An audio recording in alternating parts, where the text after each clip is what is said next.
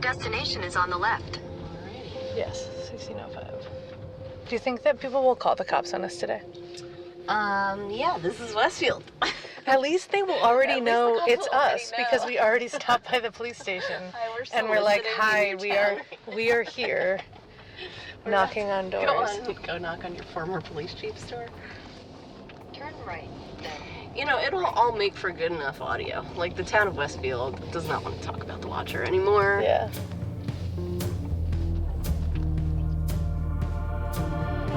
I'm Jessica Remo. And I'm Rebecca Everett. And as you can tell, we were back in Westfield a few weeks ago, but not because of John List, or not directly. We were doing some digging into a name that just kept coming up back when we did our interviews for Father Wants Us Dead. And it's been coming up a lot more lately, thanks to Netflix. The Watcher.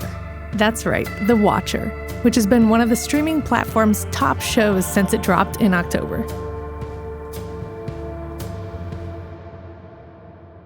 For decades, Westfield was famous for one horrible thing.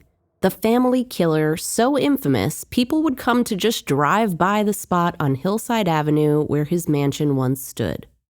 But then in 2015, the world learned about another sinister character in Westfield, a specter looming over another family in another mansion in this seemingly perfect town.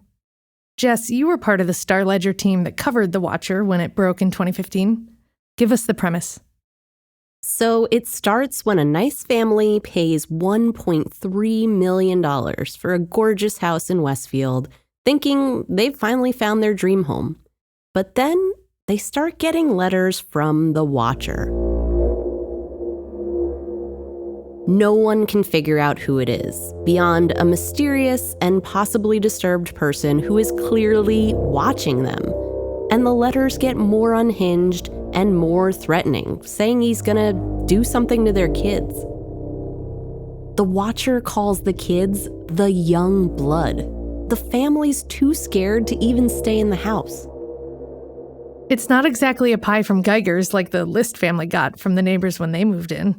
Yeah, and because it is Westfield, it kind of feels like here we go again, another creepy horror story that's gonna make the town famous for all the wrong reasons.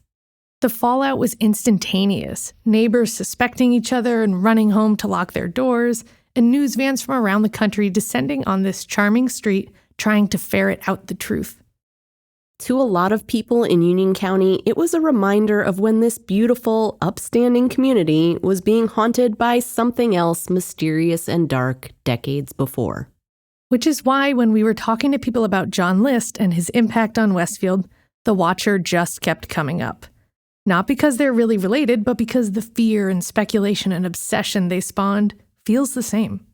And it's coming up again now because, as many of our listeners will probably know, The Watcher has been adapted into a 7-part Netflix series by Ryan Murphy, starring Naomi Watts and Bobby Cannavale.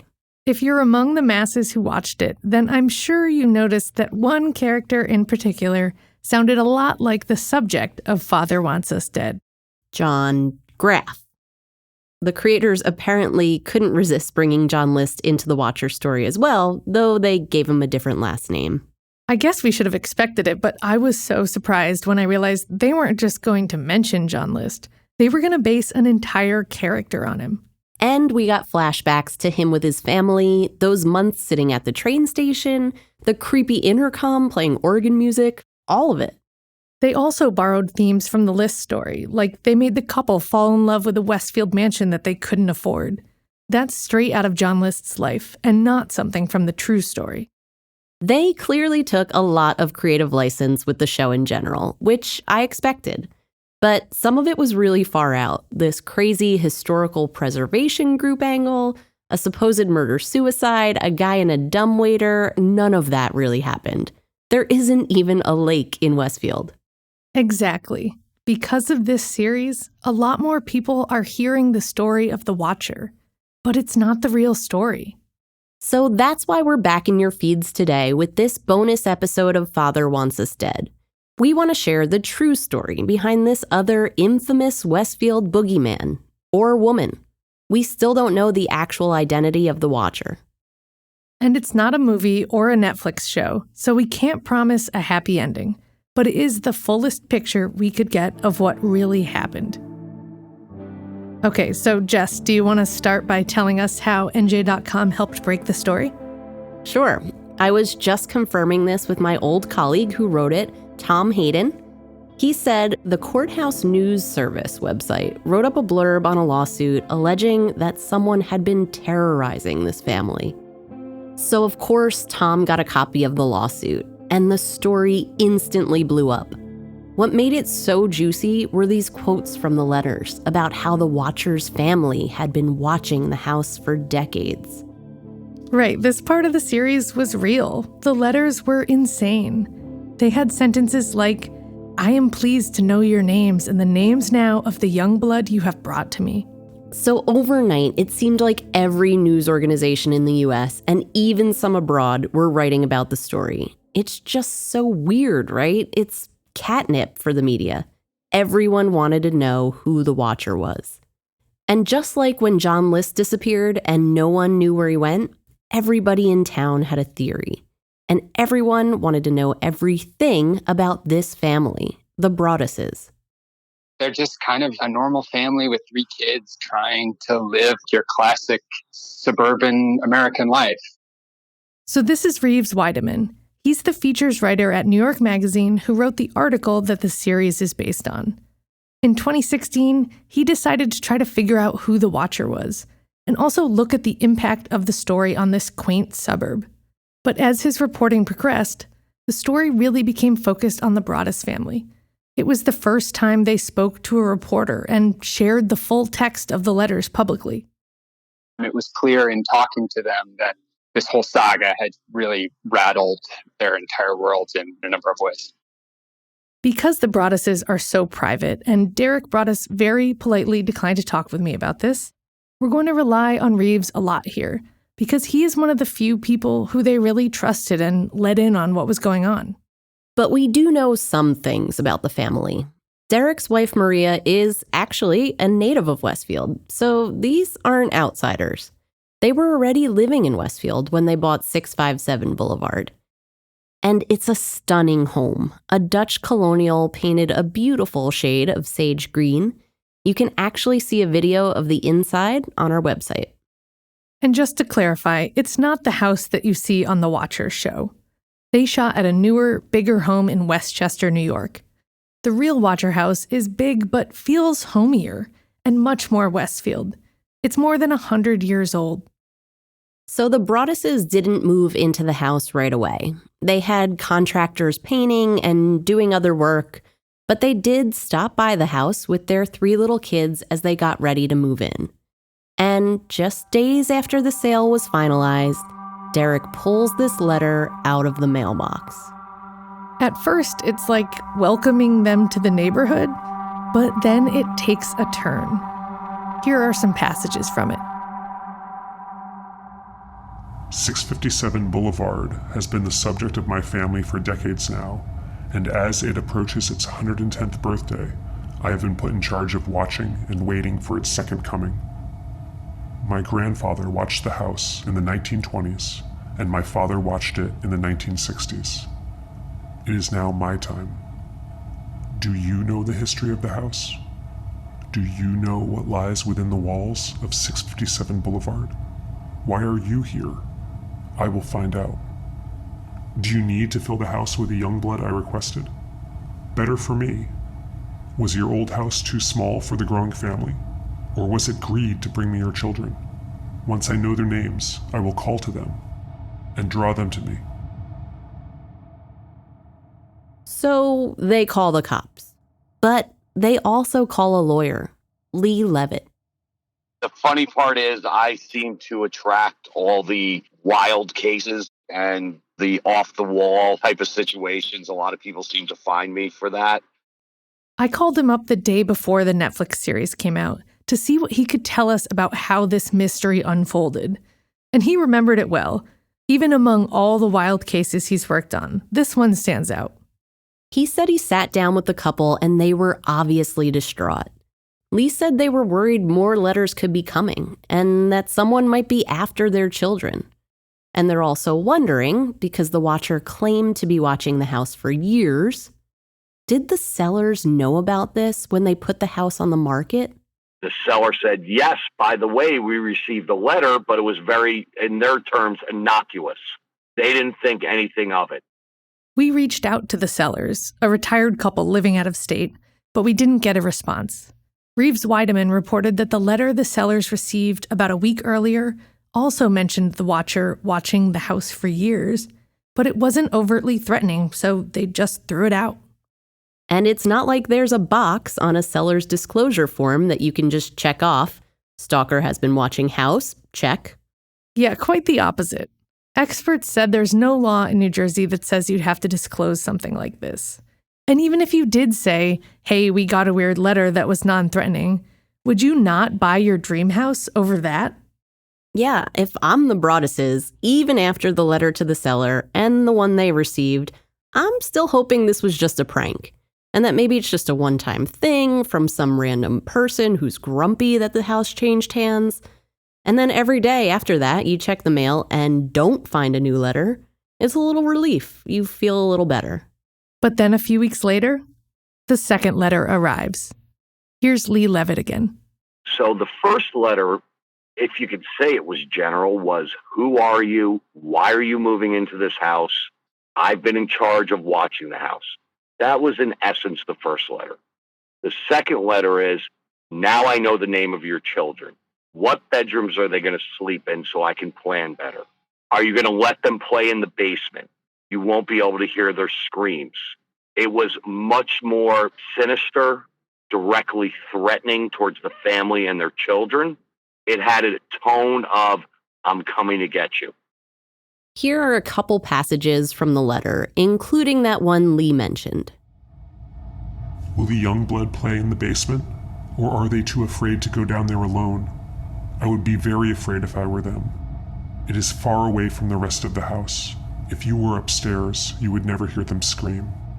657 Boulevard is my job, my life, my obsession. And now you are too, Broaddus family. And that alone is terrifying enough. But there was also the fact that the letter writer addressed it to the Broadduses, but spelled their name phonetically. And when identifying the kids, the writer used their nicknames. Both things suggest the watcher had overheard the names. And then there was a specific mention of one of the children in their enclosed porch drawing on a little easel, which wouldn't have been visible from the street. Reeves explained why, for the Broadduses, this was enough to make them stop bringing their kids to the house altogether. To have someone describe something their kid was doing inside their house was obviously and understandably incredibly scary because it feels threatening in this very specific way. And for the investigators, as they were thinking about this and looking at it, that means someone had to be nearby. This wasn't someone across town or elsewhere who knew about the house for some reason and was sending a letter. This was someone who was there. So after these two letters the Broadduses received, I honestly don't know what I would do. I mean, the second letter is such a clear escalation from the first. This one makes you think, what's coming next? Is someone going to creep into my house one night? Someone who's talking about making my children scream? No, thank you. Yeah, I might just put the house back on the market. It's a terrible option, but we all know what it can do to your mental health to even just be harassed or bullied. And this is so far beyond that. How could you ever sleep comfortably there?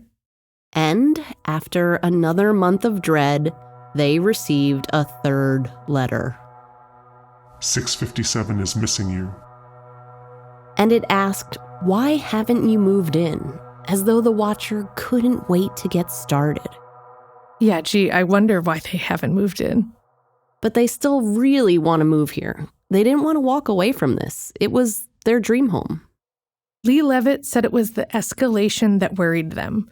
What if what came next wasn't just a letter? That's why they didn't move into the house. And I don't blame them. People talk about you could have video cameras, you could have security, but that all means nothing if you have someone who is coming after you because they don't care of the repercussions or the consequences. A lot of discussion between myself and my clients related to that. You could have guard dogs. You could have whatever you want. But if someone is hell-bent on getting you, they're going to do it. And they considered all those things. They even thought about having private security in their home. But imagine living like that, feeling like you have to have an armed guard 24/7, or wondering if you can let your kids go outside. No one wants to live that way. The only thing to do, the only way to feel safe, is to find out who is doing this and make them stop any way you can. So that's what the Broadduses try to do. After the break, we'll get into their list of suspects.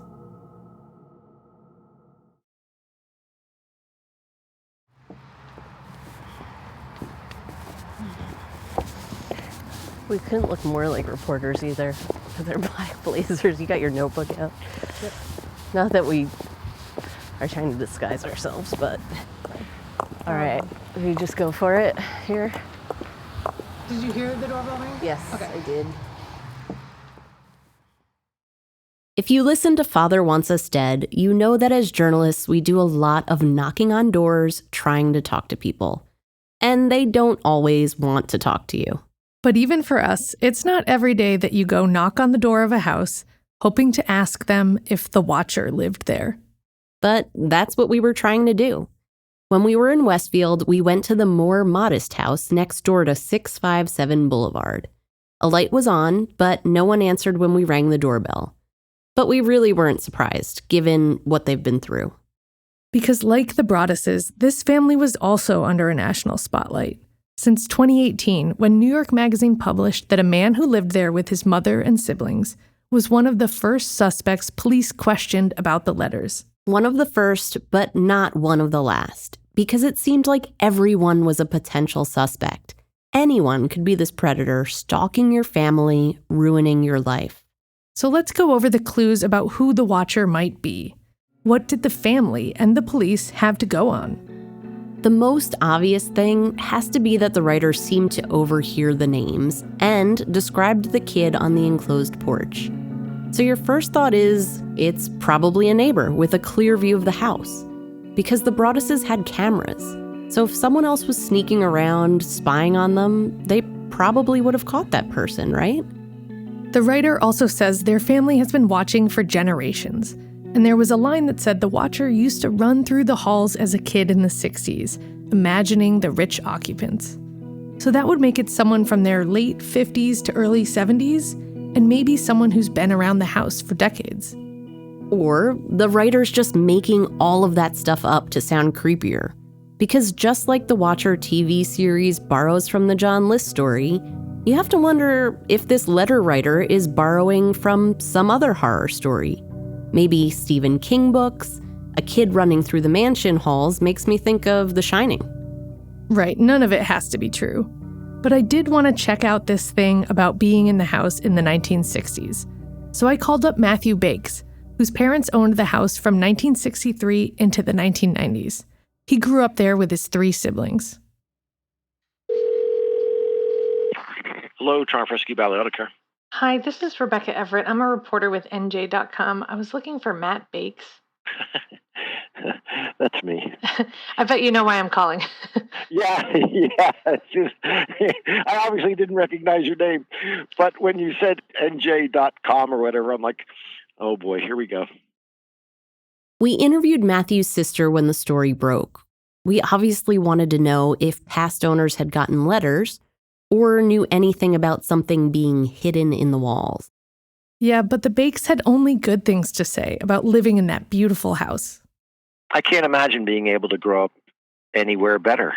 I don't know if you know this, that one of the Watcher letters said something about, like I said, being in the house in the 60s, maybe as like a friend or something like that. I'm sure you had friends over while growing up. Were there any of them that you had a sense were like still in the area? Anyone come to mind? Could be just a lie. I mean, it's just a crazy letter, so doesn't necessarily mean it's true. Yeah. I have to.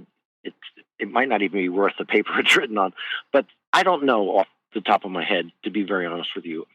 People obviously were in and out of the house all the time because with 4 kids and my parents, it was a busy house. All right, it did seem like the watcher might have been in the house at one point because he or she did seem to have a good sense of the layout. And if we go with the theory that it is a neighbor, it could be someone who came over as a kid to play. So the police have this same information. But the Broadduses are also hiring their own help, including a private investigator and a former FBI agent. Reeves Weideman said that the FBI agent thought the writing style suggested it was an older person. Maybe someone who was jealous that the Broadduses could afford this great house.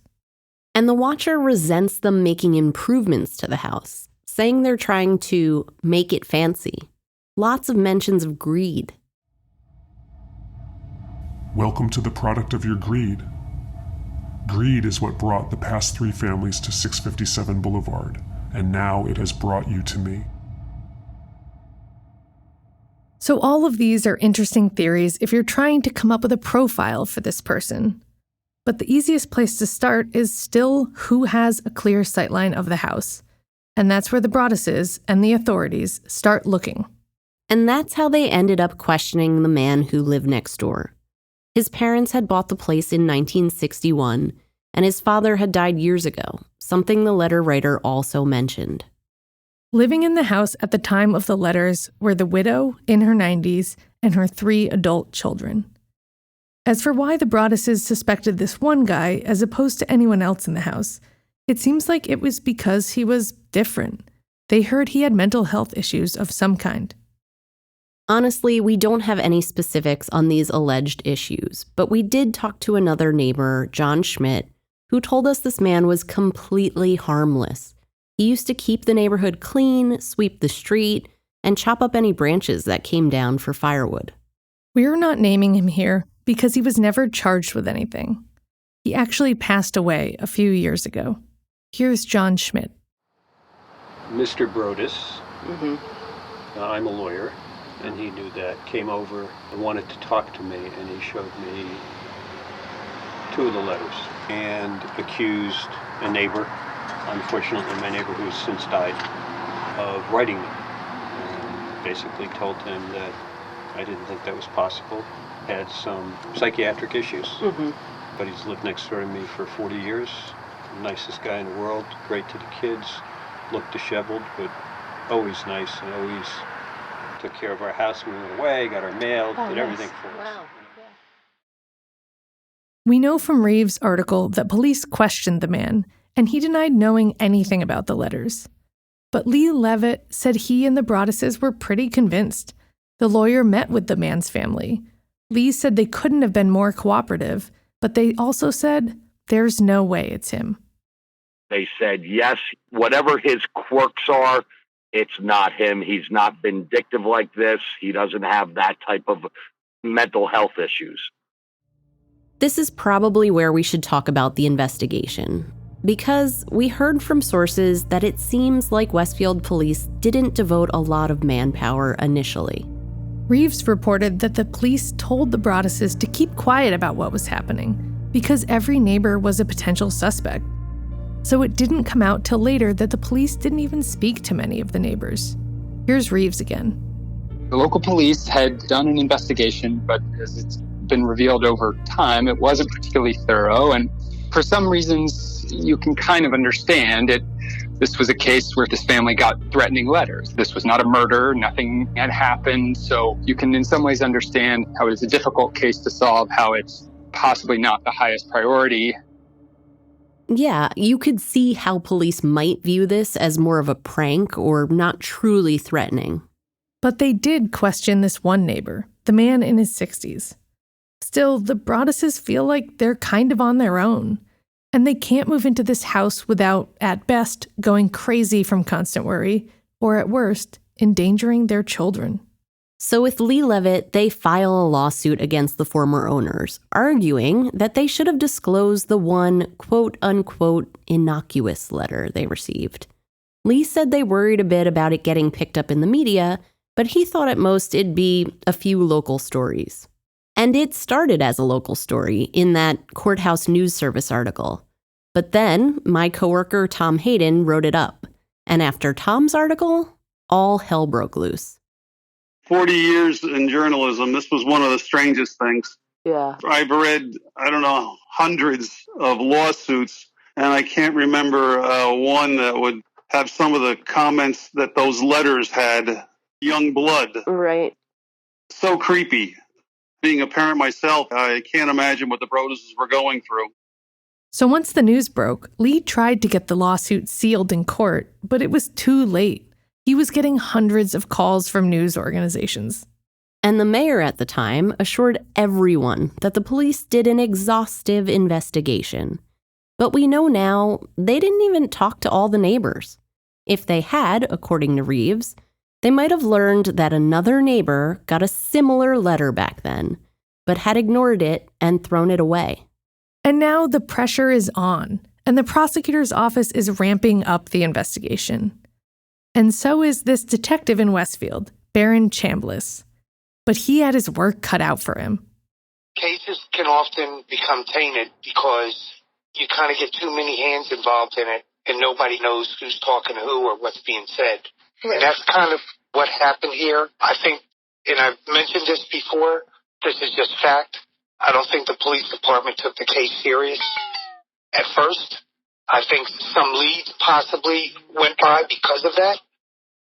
Chambliss wanted to question that neighbor next door again. But by that point, he was refusing to talk to authorities at all. Then the detective gets a different lead. While doing surveillance one night, he sees a couple in a car loitering in front of the house. Now, Chambliss wants them questioned. She was more cooperative than him. You know, she spoke to me, and then she kind of gave up the fact that he was really into some, and I'm using her words, some really like dark, edgy video games, one called The Watcher. Now, we're not sure there was actually a video game called The Watcher in 2015. Reeves Weideman, in fact, reported that The Watcher was this guy's username. But regardless, Chambliss obviously wanted to talk to the man. I tried to interview him. I did speak with him on the phone and have an interview set up. He never showed up. I reached out again. He didn't show up a second time. He later tried to go find him at his home in Hillsborough, but he had moved out of state. Is that suspicious? It feels like it is. But then there was a development from the prosecutor's office that really threw a wrench in both of those leads. The DNA from one of the envelopes came back as female. That's right. The Watcher is either a woman or, like you see on CSI, a guy who got a woman to lick the envelope for him. With that information, Chambliss comes up with a new theory. That maybe the sister in that same house next door sent the letters. She was a realtor, and he wondered if she was bitter about not getting the listing. And this may be just a case about creepy letters, but Chambliss is not playing around here. He did something right out of a detective movie. He went to where she worked to surreptitiously grab a sample of her DNA. So I arranged with their security team to try to get a sample of her DNA off of a water bottle. And we were able to do that. But we later found out that it wasn't a match for what they had received on an envelope from the actual letter. And then, Lee Levitt said, they got a call that put an end once and for all to any theories about the family next door. At that point, the Union County Prosecutor's Office contacted us and said, we are telling you unequivocally it is not them. So we really backed off. We took everybody's word for it that it wasn't them. And I have to tell you, there's scientific proof it's not them. This is so frustrating. And it's one of the reasons we went to this family's house a few weeks ago, even though the man the Broaduses first suspected has since died. Because you can imagine what this was like for them, to be accused and have people in their community speculating that they did this. And Rebecca, you didn't know this before, but I recently found out that my mother and stepfather are actually very close with one of the siblings. I tried to reach out through them to see if this brother would talk to me, maybe want to set the record straight.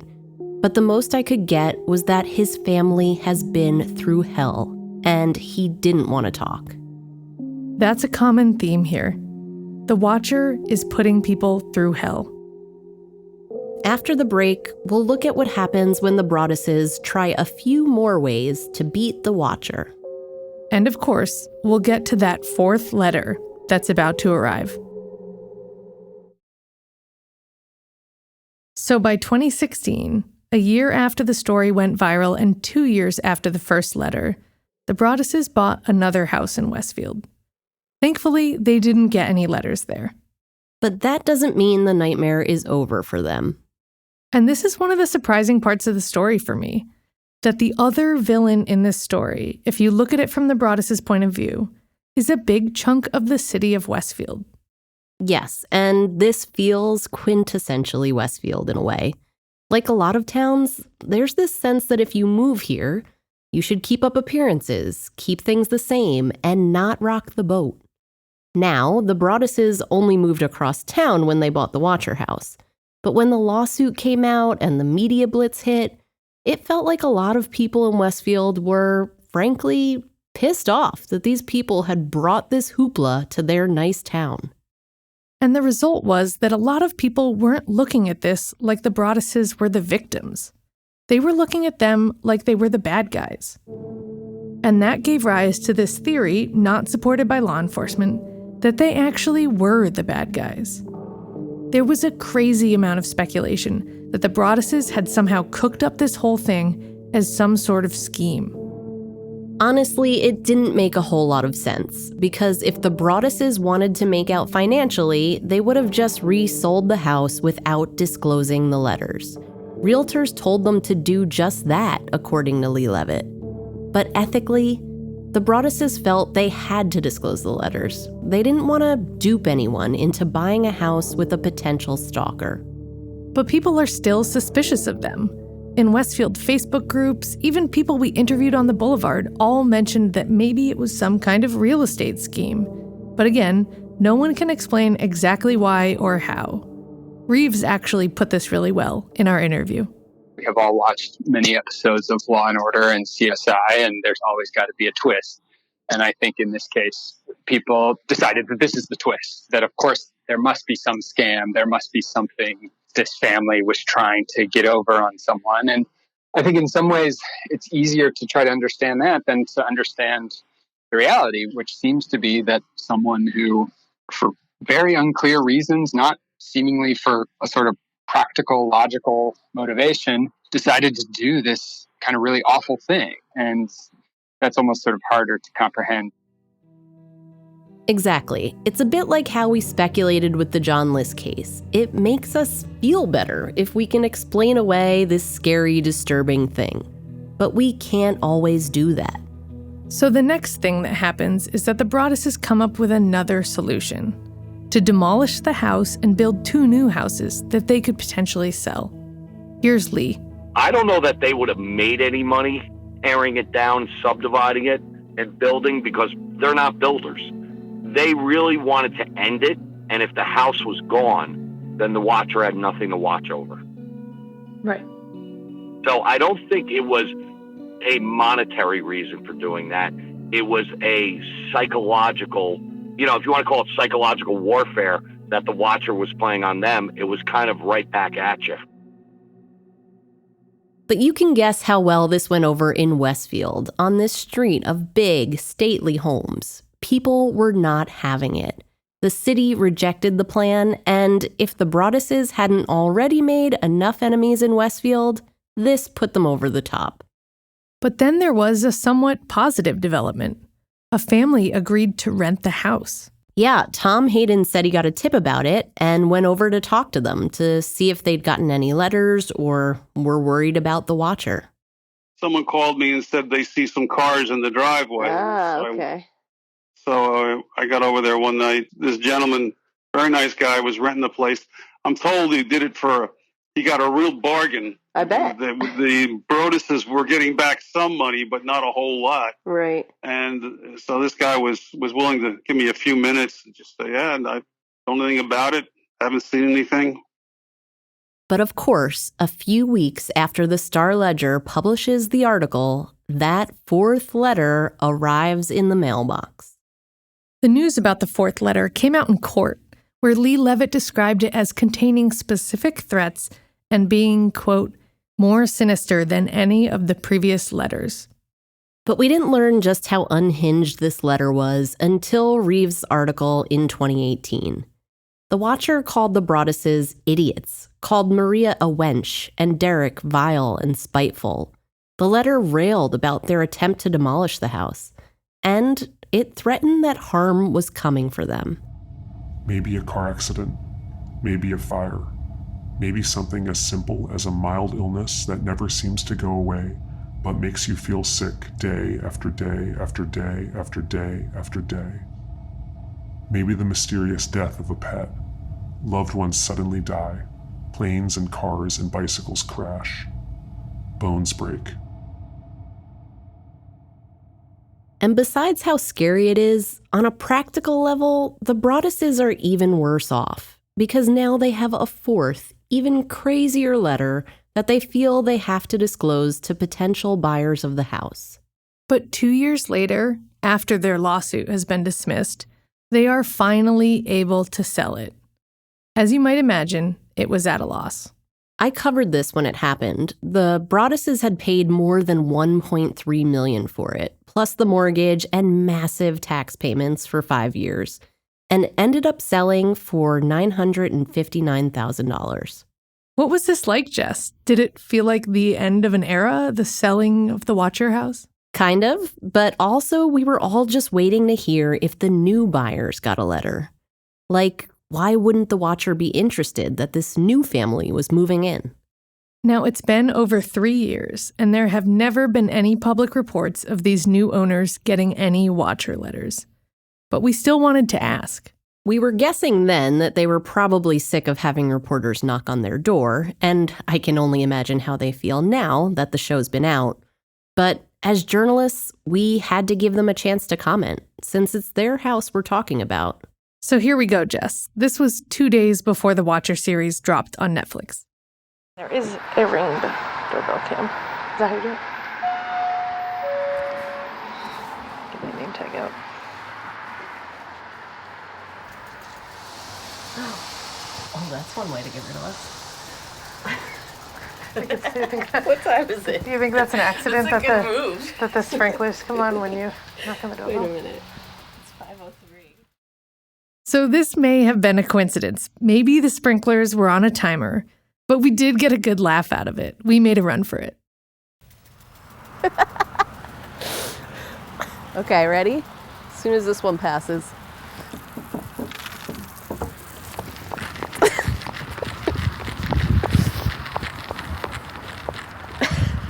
Absolutely hilarious. And I'm appreciative of it, because if I were them, I'd do the same thing. the exact same thing. And Okay, so I don't want to make too light of this whole story, but that was a light moment. Yeah, and after it aired and hit #1 on Netflix, someone strung police tape across the front yard and blocked the driveway, apparently to discourage people from approaching the house. They have been getting a lot of unwanted attention. So in case it isn't clear, the identity of the Watcher has never been discovered, or at least no one has ever been charged. Netflix may have brought John List back from the dead as a potential suspect, but in real life, this is a mystery that we're not solving. But I do want to mention something that Reeves published in an update he did a few weeks ago. He reported that after his article put the spotlight back on the case, authorities asked neighbors to submit voluntary DNA samples, but none were a match. So we don't know who it is. And as we went around town and talked to people, we just kept hearing the same old theories about the neighbor or that this was some kind of scam. So the Broadduses are still having to deal with the fact that people blame them for this. And it got to them. Derek Broaddus admitted to Reeves at one point that he actually sent his own anonymous letters to people in Westfield who were being cruel to his family online. He said he feels terrible about it now. People in this town were saying horrible things. Literally, one of these people said on that local Westfield Facebook group that the Broadduses should be tarred and feathered for what they had done to the reputation of Westfield, for considering the possibility of tearing this house down and selling it to a developer. And you would like to, of course, you don't want to respond in this way. And I think Derek has acknowledged that this was unfortunate. But if they're so private, why did they sell the rights to their story to Netflix? Reeves actually addressed this too. He said the sale of the rights didn't cover their losses, but it did give them a measure of control. He wrote that they asked the producers to make the family as little like them as possible and suggested they wouldn't mind at all if the house burned down in the end. I can understand that. There's also another twist here that hasn't been reported, and that's that Lee Levitt actually ended up suing the Broadduses a few years ago because he claimed they had made an agreement in 2015 that he would get a cut of any film or TV rights. The Broadduses denied it, but the suit settled. Lee told me he couldn't comment on it. But did Lee plan to watch the show? Of course. Netflix can speculate as to who the watcher is, and I don't think anybody will ever know who the watcher is, except the watcher. Yeah, it does feel like that. We talked to Walter Zarodny, a neighbor who was mowing his lawn, and he feels like whatever the truth is, it isn't a real threat to anyone. It's just something people like to obsess over. I think the reason for the phenomenon is something beyond Westfield. It's something that people want to believe could be true. There's something compelling about the idea that there's a special house or a special family, and you could do scary things about that.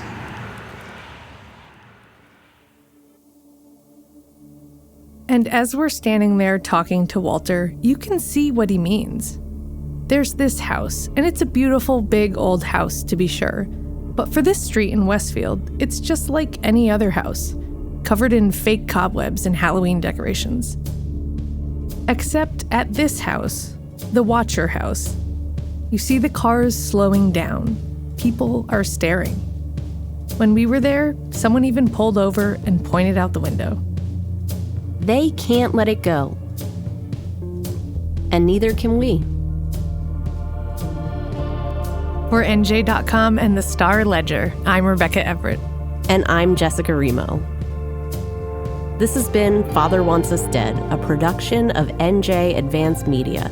It's written, reported, and produced by us, Jessica Remo and Rebecca Everett. Christopher Kelly is our executive producer and director. Father Wants Us Dead was recorded at Sound on Sound Studios in Montclair, New Jersey. Our sound designer, mixer, and editor is Jacob Stone. Jacob and Alex Ritchie composed the music, and Alex also helped mix the podcast. James Shapiro is our associate audio engineer with help from Natalie Patterson. Additional audio was provided by Adam Kolik and Andre Mallock. Our website was designed by Allah Salim. Special thanks to all our sources who agreed to talk to us, even though we know it wasn't easy. Visit fatherwantsusdead.com for more about the story, including crime scene photos and other extras we couldn't fit into the show. You can reach us at inbox@fatherwantsusdead.com. Subscribe to Father Wants Us Dead wherever you get your podcasts. And if you're enjoying it, please rate and review it and help us spread the word.